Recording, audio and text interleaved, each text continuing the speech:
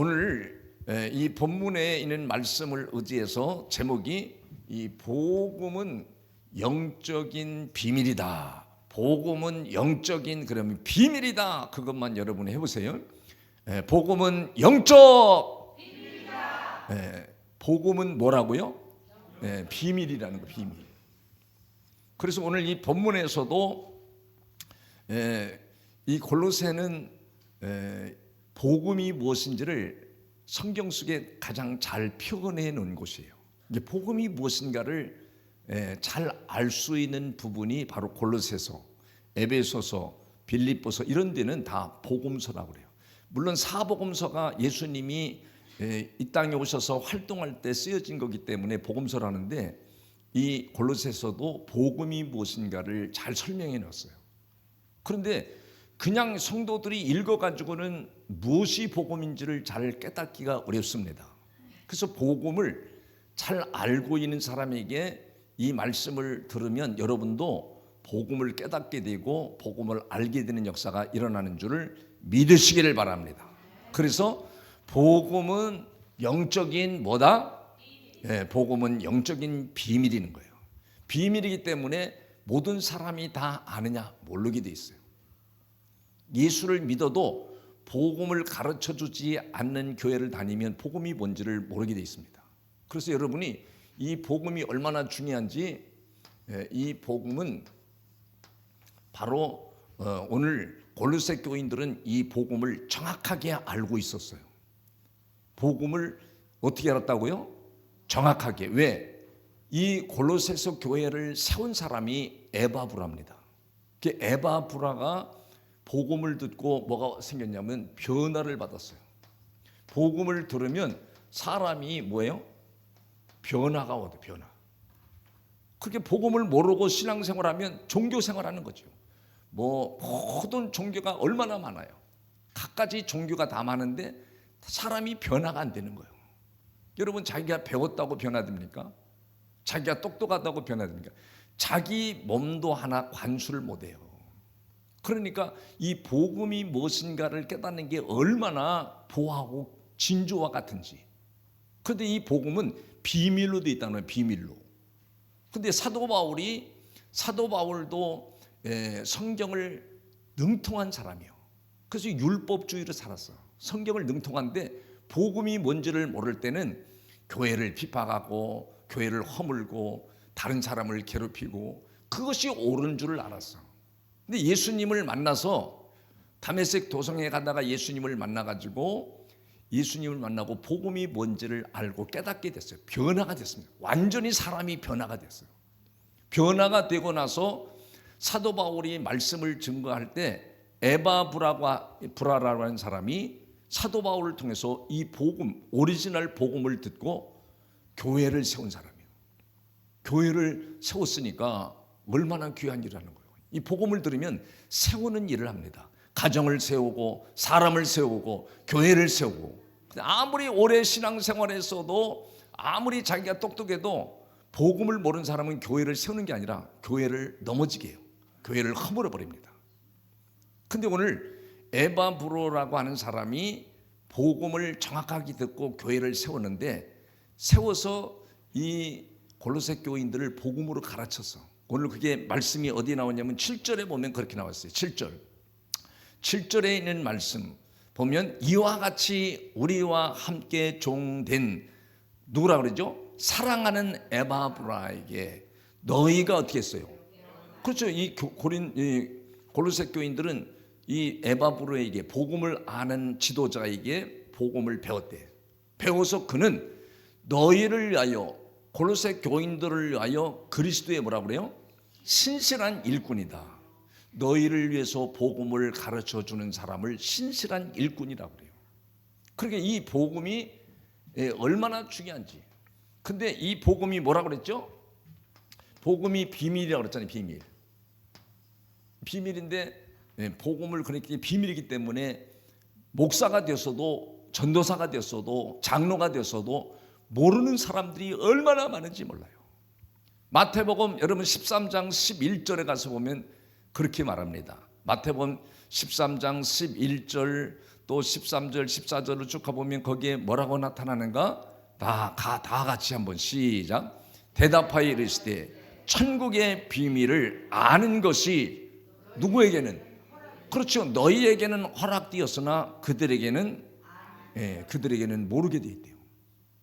그러면서 13절로 가서 보면 뭐라고 말하냐? 그러므로 다 같이요. 시작. 그러므로 내가 그들에게 비유로 말하는 것은 그들이 눈으로 보아도 보지 못하며 귀로 들어도 듣지 못하며 깨닫지 못합니다. 그러니까 하나님이 깨닫도록, 복음이 뭔지를 깨닫도록 알려주지 않으면 귀로 들어도 눈으로 보아도 모른대 몰라. 여러분 다음 절엔 뭐라고 그랬죠? 다 같이 시작. 이사야 예언에 그들에게 전났으니 뭐래요? 너희가 듣기는 들어도 뭐라 그래요? 듣기는 들어도 깨닫지 못하며 보기는 보아도 알아야 몰라요. 모른다고 그러잖아요. 여기 이사야 선지자가 이미 구약에 예언을 했어요. 이사야에서 6장 9절 10절에 보면 거기에 그렇게 말씀이 있습니다. 거기에 한번 다 같이 9절 다 같이 시작. 여호와께서 이르시되 가서 이 백성에게 이르기를 너희가 뭐라고 그래요? 그러니까 말씀을 들어도 뭐예요? 깨닫지 못할 것이며 보기는 보아도 알지 못하리라. 그러니까 여러분 복음을 알면 다음 절에 뭐라 했냐면 깨달아지고 고침을 받는데 다 같이요. 10절. 이 백성이 마음이 뭐에 돼요? 둔하게 하며 그들이 귀가 막히고 그들이 눈이 감기게 하라. 그러면서 뭐라 했어요? 염려하건대 그들이 눈으로 보고 귀로 듣고 마음으로 깨닫고 이 마음으로 들어서 이게 깨달아지면 고침을 받고 돌아오는데 그렇게 안 됐다나. 마음이 둔하대. 그러잖아요. 이 백성이 마음이 둔하게 하며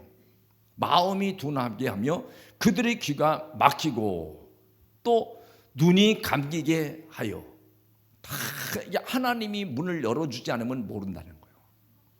그래서 이렇게 여러분이 복음을 전해줄 때 복음을 잘 들으면 반드시 여러분도 복음의 눈을 떠서 복음을 들으면 어떤 역사가 된다고 했어요? 변화가 일어나요. 돈을 주고 지식이 있고 내가 학문을 해서 변화가 되는 게 아니라 바로 이 복음을 들을 때만이 사람이 하나님이 만지셔요. 내 영혼을 만지고 마음을 만져서 변화가 와. 막 꼬라지 내고 혈기 부리고 오기 부리고 이런 성품이 온유한 성품으로 성령의 열매로 전부 사람이 잔잔하게 변화가 오는 것을 믿으시기를 바랍니다. 그러니까 이 골로새 교인들은 복음을 정확하게 들었잖아요. 복음을 들으니까 여러분 그 6절에 가서 보면 그렇게 나와요. 6절에 오늘 본문 6절에 보면 그랬잖아요. 이 복음이 이미 너희에게 이름에. 복음이 누구에게 있어요? 골로새 교인들에게 이름에. 너희가 듣고 뭐래요? 참으로 하나님의 은혜를 깨닫는 날부터 너희 중에서와 같이 또한 온 천하에도 뭘 맺어요? 그러니까 이 복음을 들으면 복음을 확실하게 알면 변화가 올 뿐 아니라 사람들이 뭐예요? 열매를 맺게 된대. 근데 무슨 열매를 맺느냐? 오늘 본문에는 세 가지 열매가 나타나요. 이 복음을 들으면 사람들에게는 첫째는 믿음이 생겨. 믿음이 생긴다고 여러분 4절에 나와 있어요. 4절에 있는 말씀을 같이 한번 보겠습니다. 시작. 이는 그리스도 예수 안에 너희의 믿음과 모든 성도에 대한 사랑을 들었음이요. 그러니까 이 믿음과 두 번째는요, 이 사랑의 열매가 맺어진다. 그러니까 이 믿음과 사랑의 열매는 어디서 맺어진다고 그래요? 오늘 이 4절에 그랬잖아요. 이는 그리스도 예수 안에서.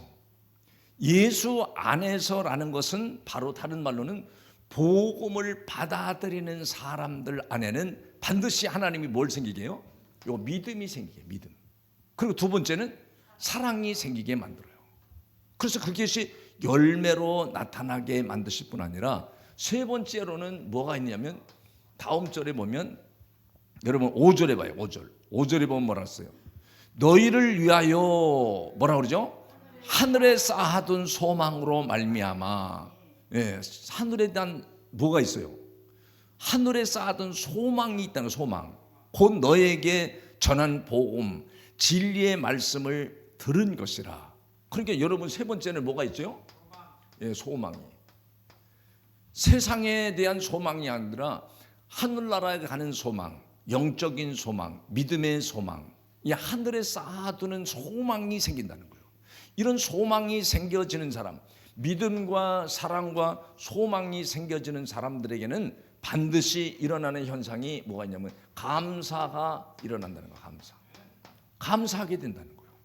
여러분 갈라디아서 5장 6절에도 보면 예수 그리스도 안에서는 할례나 무할례나 효력이 있어요, 없어요?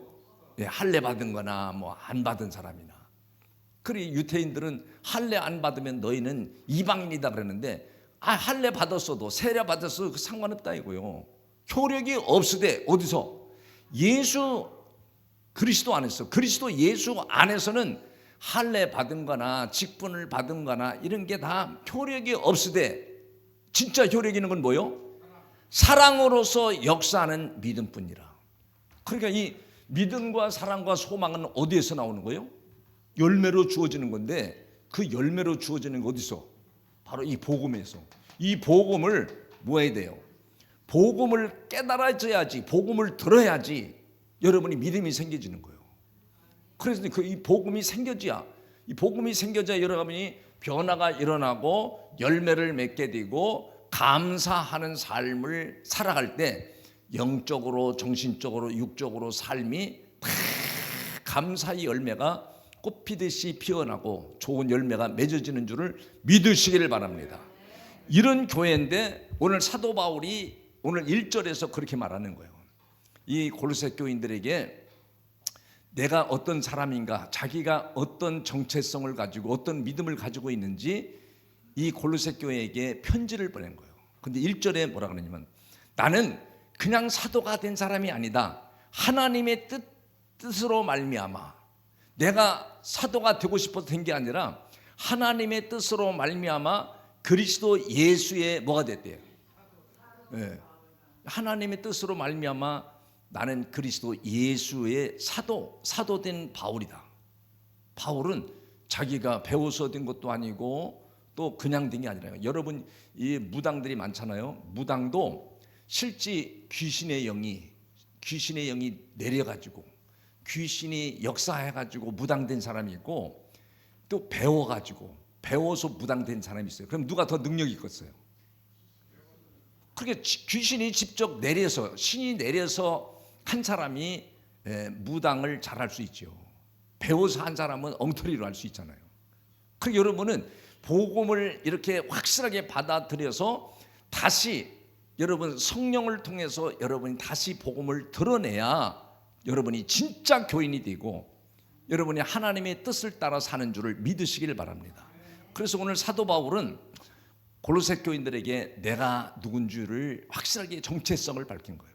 나는 공산주의자도 아니고 나는 또 사회주의자도 아니고 나는 잘못된 사람도 아니고 나는 예전에 율법주의자였는데 내가 하나님의 뜻으로 말미암아 그리스도 예수 안에서 그리스도 예수의 사도가 된 사람이다. 그런 곧 바울은 디모데가 형제라고 그래. 형제. 여러분 디모데는 자기 아들이라고 표현했는데 믿음의 아들이라고 표현했는데 여기서는 형제라고 그래요. 그러니까 예수 그리스도 안에서는 형제라고 말해요. 형제. 근데 다음 절 2절에도 그렇게 나와요. 2절에 보면 골로새에 있는 성도들 곧 그리스도 어디에서? 안에서 신실한 형제들에게 편지하노니. 누구에게 편지했대?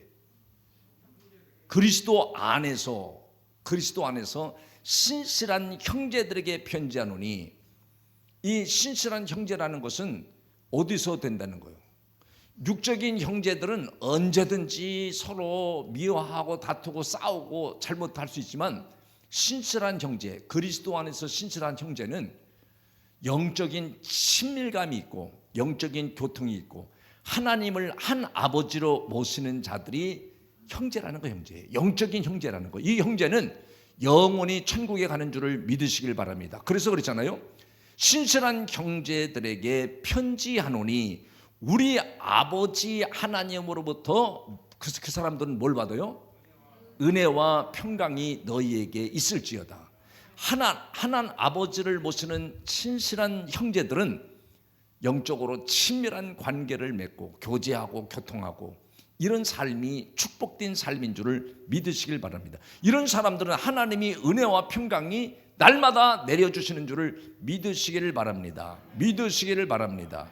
그래서 사도 바울이 이렇게 내가 누군지를 골로새 교인들에게 편지하면서 이 골로새 교회 교인들이 에바브라에게 복음을 듣고 얼마나 이 믿음, 사랑, 소망으로 사는 소리를 이런 증언을 사도 바울이 들은 거예요. 그래서 오늘 6절에 보면 이 7절에 보면 그랬잖아요. 7절 8절에 보면 성령 안에서 너희 사랑을 우리에게 알린 자라. 너희 사랑을. 성령 안에서라는 말과 그리스도 안에서라는 말과 복음 안에서는 다 같은 의미를 가졌어요. 영적으로. 그 여러분이 복음 안에 들어가 있으면 성령님이 여러분의 마음을 만지고 자연스럽게 움직여서 잘못된 길로 가다가도 하나님이 바로잡아 주시고 변화가 일어날 뿐 아니라 열매를 맺게 돼요. 무슨 열매죠? 믿음, 사랑, 소망의 열매를 맺게 하시는 줄을 믿으시길 바랍니다. 그래서 뭐가 나오죠? 내가 어떤 삶을 살든지 감사가 나오는 역사가 일어나는 거예요. 3절에도 그렇고 3절에도 그렇고 12절에도 그렇고 12절도 볼까요? 12절 한번. 우리로 하여금 빛 가운데에서 성도들의 기업의 부분을 얻기에 합당하게 하신 아버지께 뭐예요? 아버지께 감사하게 하시기를 원하노라. 그러니까 이렇게 열매로 나타나는 사람, 복음 안에 사는 사람들은 아버지께 감사하는 거예요. 감사하는 삶을 살아야 여러분의 삶이 풍요롭고 잘 되는 줄을 믿으시길 바랍니다. 이런 골로새 교회에도 어둠의 역사가 계속 이 복음을 증거하는 곳에는 항상 뭐가 역사냐면 이 어둠의 역사, 방해의 역사가 있습니다. 방해. 사탄의 방해 역사가 있어요. 그래서 오늘 여러분 이 9절에 보면 사도 바울이 이 골로새 교인들을 위해서 기도를 해요. 뭐라고 기도하는가?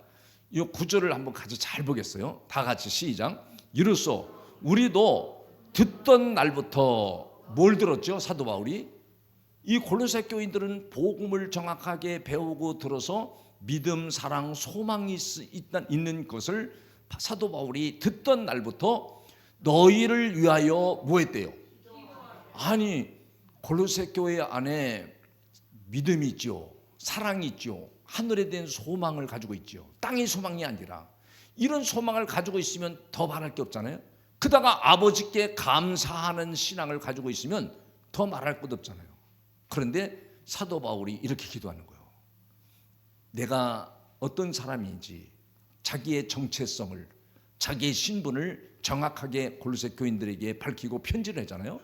너희들은 영적으로 신실한 형제, 친밀한 교통과 교제가 있는 신실한 형제들이다. 그런데 내가 이런 사실을 듣던 날부터 너희를 위하여 뭐 한다 그래요? 기도하기를 뭐 한다 그러죠? 형 기도한다 그러잖아요. 기도하기를 그치지 아니하고 기도하는 걸 그쳤대요, 말았다 그래요. 그치지 아니하고 구하노니 그치지 않고 구하는데 뭘 구했죠? 너희로 하여금 골로새 교인들을 하여금 열매 교인들을 향하여 모든 신령한 지혜와 총명에 하나님의 뜻을 아는 것으로 채워지기를 원한다고 사도 바울이 기도한 것일까? 왜 사도 바울이 왜 이런 기도를 하나님 앞에 드렸을까? 왜 이렇게 드렸을까요? 여러분 골로새서 2장 8절에 가보면 그 이유를 알아요. 2장 8절 한 절만 남기면 있으니까 2장 8절에 보면 자 여기 보세요. 다 같이 한번 2장 8절 이렇게 자막이 나왔어요. 다 같이 시작. 누가 철학과 헛된 속임수로 너희를 사로잡을까 뭐하래요? 주의하라는 건 뭐예요?